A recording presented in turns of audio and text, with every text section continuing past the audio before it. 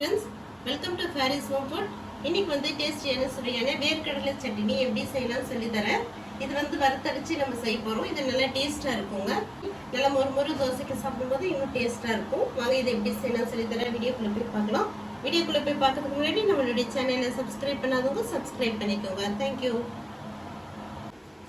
முதல்ல ஒரு pan வெச்சுக்கோங்க. கொஞ்சம் ஆயில் போட்டுக்கோங்க. ஆயில் போட்டு இந்த அளவுக்கு சின்ன துண்டு புளி போட்டுக்கலாம்.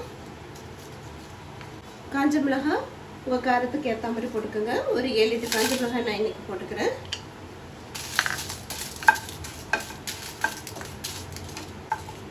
காஞ்ச மிளகாவை புளியும் வதக்கிட்டு அரைக்கும் போது வேர்க்கடலை சட்னி நல்லா டேஸ்டா இருக்கும்.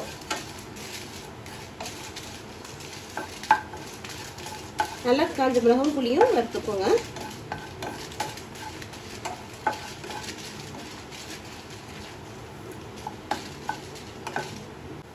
பாருங்க, ஓரளவுக்கு மிளகாய் வந்து நல்லா வதங்கினதும் இப்போ நம்ம வந்து இது ஒரு பிளேட்டுக்கு மாத்திக்கலாம்.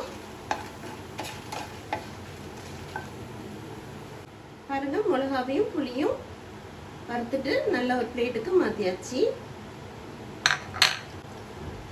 இப்போ அடுத்து ஒரு கப் வேர்க்கடலை போட்டுக்கலாம். பச்சையான வேர்க்கடலை தான் போடுறேன். நல்லா வறுத்துக்கலாம். கைவிடாம நல்லா வறுத்துக்கோங்க. பாருங்க, இந்த மாதிரி கைவிடாம வறுத்துக்கிட்டே இருந்தீங்கன்னா அப்படியே பட்டு பட்டுன்னு சவுண்டு கேட்கும். பாருங்க, பொரியிற சவுண்டு கேட்கும். அது வரைக்கும் நல்லா வறுத்துக்கோங்க. அப்பதான் வந்து வேர்க்கடலை வந்து நல்லா அந்த சட்னி டேஸ்டா இருக்கும். இதை வந்து ஆற வச்சு நம்ம வந்து தொளி எடுத்துடணும்.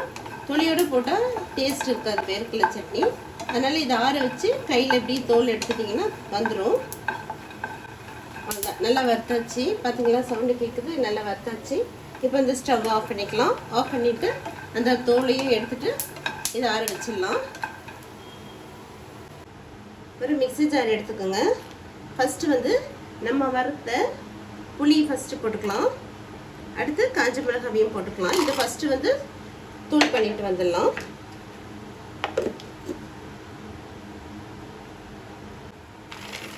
பாருங்க, இந்த மாதிரி நல்லா இது பண்ணி விட்டீங்கன்னா பாருங்க, தோல் ஃபுல்லாக வந்துடுச்சு.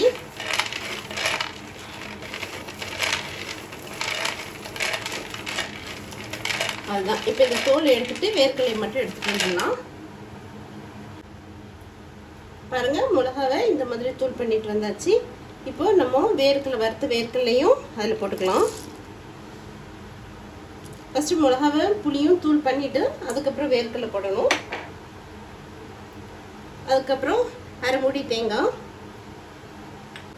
தேவையான அளவுக்கு உப்பு போட்டுக்கோங்க. அவ்வளோதான். இதை தண்ணி ஊற்றி கொஞ்சம் திக்காக அரைச்சிட்டு வந்துடலாம். ரொம்ப தண்ணியாக அரைக்காதீங்க, திக்காக அரைச்சிட்டு வந்துடலாம். டீ தாளிக்கிறதுக்கு ஒரு பேன் வச்சுக்கலாம். ஆயில் போட்டுக்கோங்க. ஆயில் சூடானதும் ஒரு 1/4 டீஸ்பூன் உளுத்தம்பருப்பு போட்டுக்கோங்க. கருப்பு முறுக்குன்னு இந்த உளுத்தம்பருப்பு வறுத்து போட்டு சட்னியில் தாளித்து சாப்பிடும்போது சூப்பராக இருக்கும். அப்புறம் 1/4 டீஸ்பூன் கடுகு போட்டுக்கோங்க. கொஞ்சம் பெருங்காயம் போட்டுக்கோங்க. ஃப்ரெஷ்ஷான கருவேப்பிலையும் போட்டுக்கலாம். அதான், ஸ்டவ் ஆஃப் பண்ணிக்கோங்க. பாருங்க, டேஸ்டியான வேர்க்கடலை சட்னி ரெடி ஆயிடுச்சு. இப்போ நம்ம தாளிச்ச கடுகு உளுத்தம் பருப்பு அதில் போட்டுக்கலாம். பாருங்க, கடுகு உளுத்தம் பருப்பு தாளிச்சு அதில் கொட்டியாச்சு. சூப்பரான டேஸ்டியான வேர்க்கடலை சட்னி ரெடி ஆயிடுச்சு. இது தண்ணியாக சாப்பிட்றத விட திக்காக இருக்கும்போது இது நல்லா டேஸ்ட்டாக இருக்குங்க. டேஸ்டியான வேர்க்கடலை சட்னி ரெடி ஆயிடுச்சுங்க. இதே மாதிரி வறுத்தரைச்சு வேர்க்கடலை சட்னி செய்யுங்க. சூப்பராக இருக்கும். மொறு தோசைக்கு சாப்பிடும்போது பிரமாதமாக இருக்கும்.